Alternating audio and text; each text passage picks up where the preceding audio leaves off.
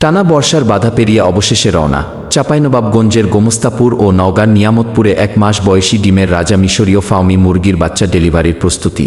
আসসালামু আলাইকুম, আশা করি মহান আল্লাহর রহমতে সবাই ভালো আছেন। আজকের ভিডিওটি আমাদের খামারের একটি বাস্তব দিনের গল্প।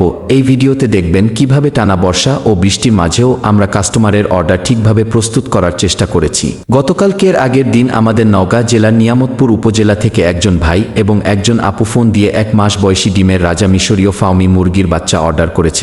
একই সময়ে চাঁপাইনবাবগঞ্জ জেলার গোমস্তাপুর উপজেলা থেকেও একজন ভাই একই বয়সের বাচ্চার অর্ডার করেন। আলহামদুলিল্লাহ, অর্ডারগুলো হাতে পাওয়ার পর থেকেই আমাদের একটাই চিন্তা ছিল, যত দ্রুত সম্ভব সুস্থ ও মানসম্মত বাচ্চাগুলো কাস্টমারের হাতে পৌঁছে দেওয়া।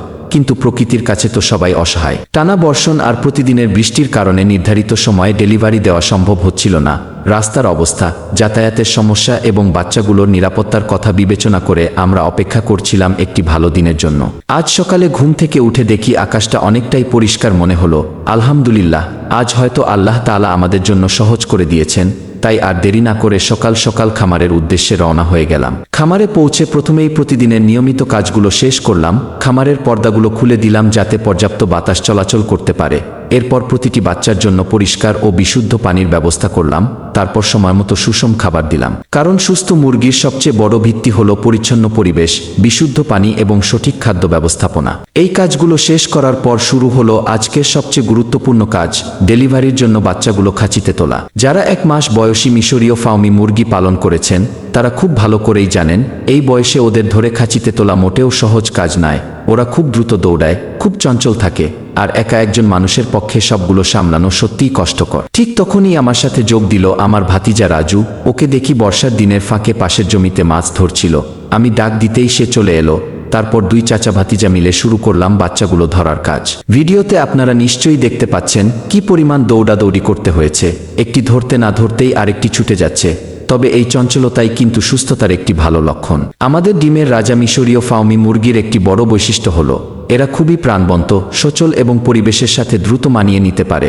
সঠিক পরিচর্যা পেলে এদের রোগ প্রতিরোধ ক্ষমতা ভালো থাকে, খাবার গ্রহণের আগ্রহ বেশি থাকে এবং দ্রুত বেড়ে ওঠে। যারা ডিম উৎপাদনের পাশাপাশি শক্তিশালী ও কর্মক্ষম জাতের মুরগি খুঁজছেন তাদের জন্য এই জাতটি সত্যি একটি দারুণ পছন্দ।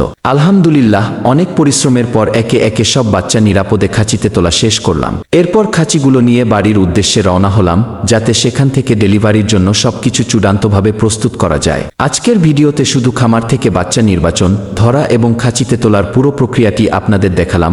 অনেকেই হয়তো ভাবেন ডেলিভারির আগে শুধু গাড়িতে তুলে দিলেই কাজ শেষ, কিন্তু বাস্তবে এর পেছনে কতটা শ্রম, সময় এবং যত্ন দিতে হয় সেটা আপনারা আজকের ভিডিওতেই দেখতে পাচ্ছেন। আর ডেলিভারির পুরো যাত্রা, কাস্টমারের হাতে বাচ্চা পৌঁছে দেওয়া এবং তাদের প্রতিক্রিয়া, এসব নিয়ে দ্বিতীয় পর্ব খুব শিগগিরই নিয়ে আসবো ইনশাআল্লাহ।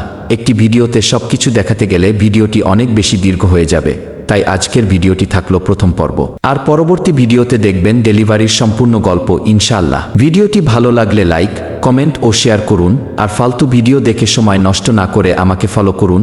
প্রতিদিন ভালো কিছু শিখতে পারবেন ইনশাআল্লাহ।